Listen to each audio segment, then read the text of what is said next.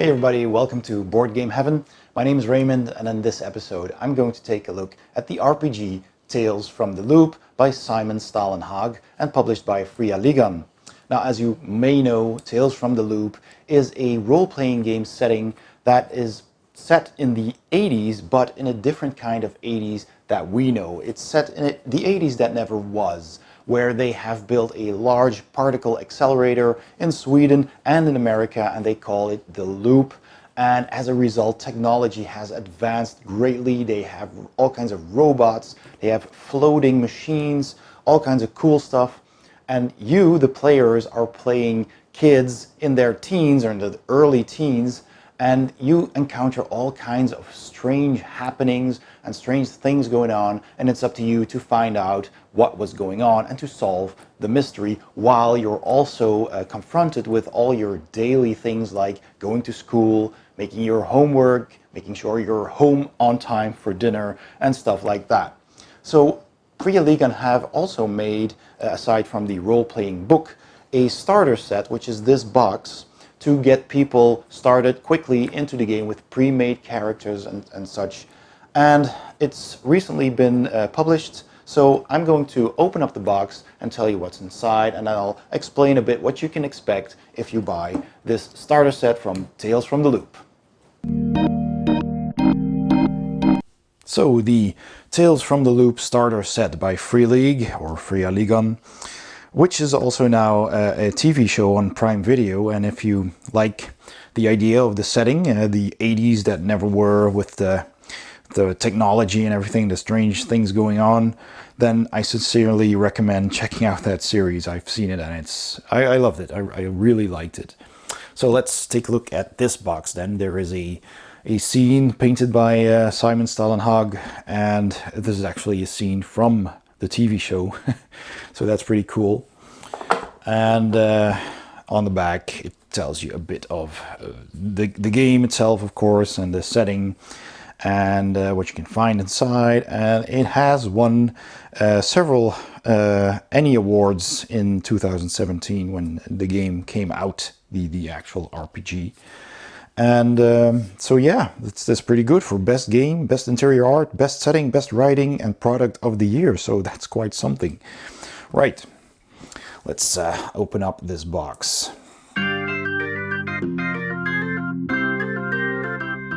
Okay, so we get some of these. We get a bag of dice.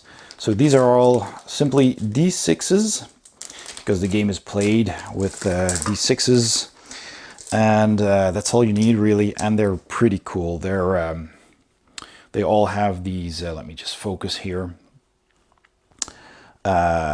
This round symbol, which is basically the icon for the loop, the particle accelerator, the gravitron, and it simply has numbers, so not pips. I think that's pretty cool.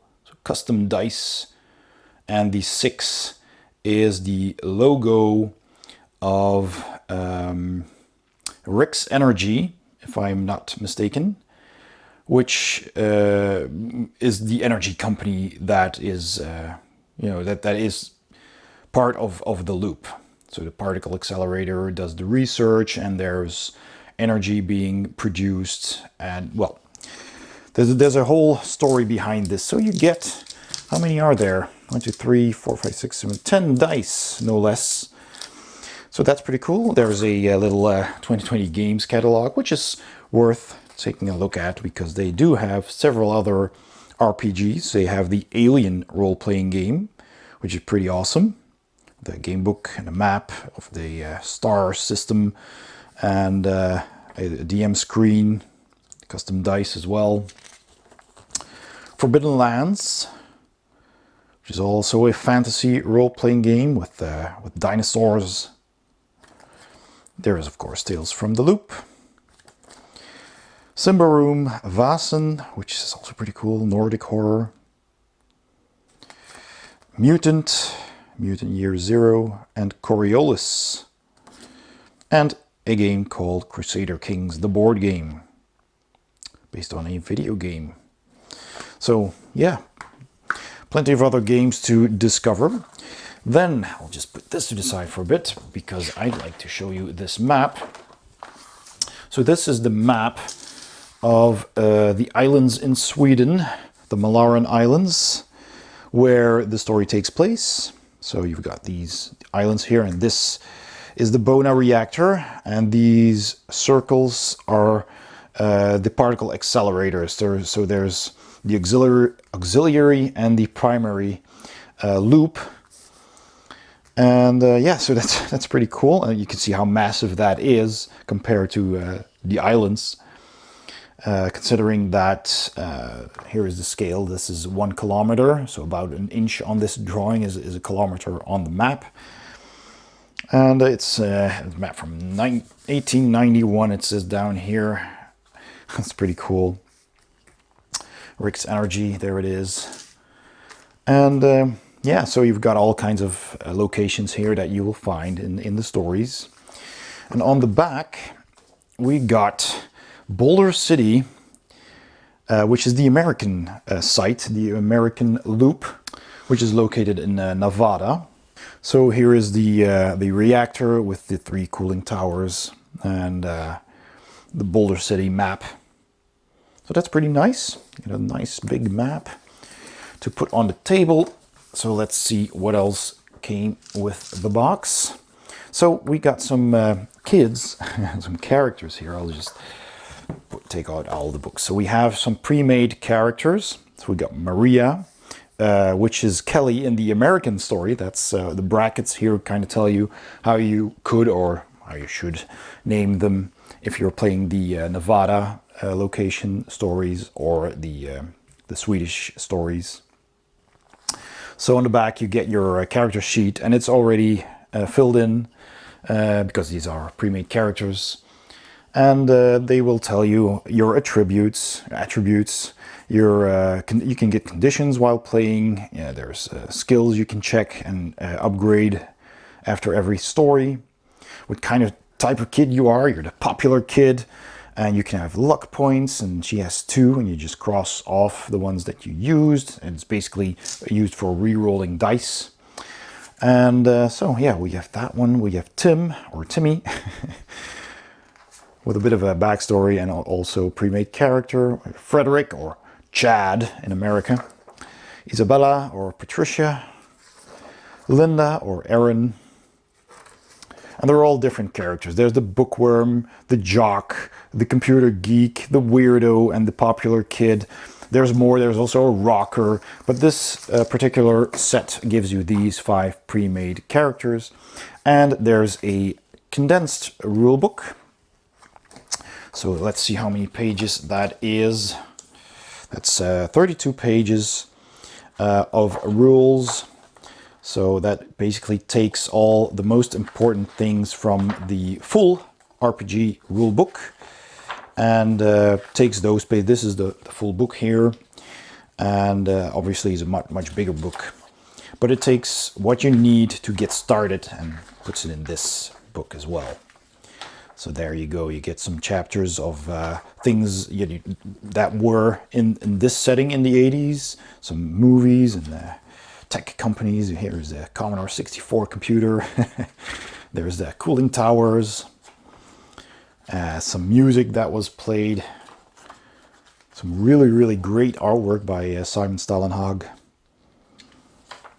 And here it explains how these characters work with their luck points and their skills, items, etc.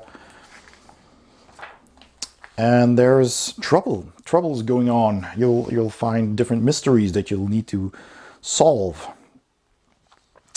And when you fail a roll, you get conditions, and that will subtract one of your dice from your rolls, unless later you kind of heal up by resting or by talking to someone, and you can get rid of those conditions again. And then you've got your items. Sometimes people have this special item, something that's special to them, like this bike or a pocket knife or a rabbit's foot or whatever, that they can use for boosting their rolls, boosting their confidence more or less. And there's luck points, so you can just basically strike off a luck point and re-roll an entire roll. And yeah, so that's in a nutshell how this works. You can push your rolls by simply rolling again, but you'll have to, push yourself, and that might get you a condition. So you might get scared or frustrated and angry or exhausted. So, and if all of those are ticked and you still need to push your rolls, then you can get broken, which means after that you can't do anything anymore. You're totally broken. You really need to go home and rest, and the next time you play, you will feel better and are ready to play again. So this game really wants you to get into character, to really play as that teenage kid that has all these mundane troubles like homework or being in love or wanting to get enough pocket money to buy that album they really love, stuff like that. And then they're confronted with all these strange mysteries. So here are the different skills that you have. And it's really about the story. This game is really about telling the story. So there's a big role here for the game master. But as players, you also get to participate in building that story. So this is the story that you can play in the starter kit. So this is for the game master only. It's called The Recycled Boy. So I'm not going to go through that. But I did take a quick look, and I can tell you that it is about 16 pages of story. So it has drawings, it has maps, it has the story basically explained, and you can talk the players as the game master, talk the players through that story and just give them bits of information piece by piece, and then they need to follow clues or try to find out what's going on. And you can use this book to narrate the story, but you can of course add your own flair to the story and add some additional things you can think of. So that is basically everything you will find in the starter set. So you got one complete story, you get all the rules you need to start playing, you get 5 pre-made characters, so you can play up to 5 people plus the game master, and you have all the dice you need to play it, plus the cool double-sided map of the Swedish and the American loop locations. And so that was my preview of the Tales from the Loop starter set by Simon Stalenhag and Fria Ligan. And I'd like to thank Fria Ligan for sending me this to take a look at. And if you enjoyed this video, please give it a thumbs up and don't forget to subscribe. And if you hit the bell icon as well, you'll get a notification whenever I upload a new video. Thanks for watching, and I'll see you next time on Board Game Heaven.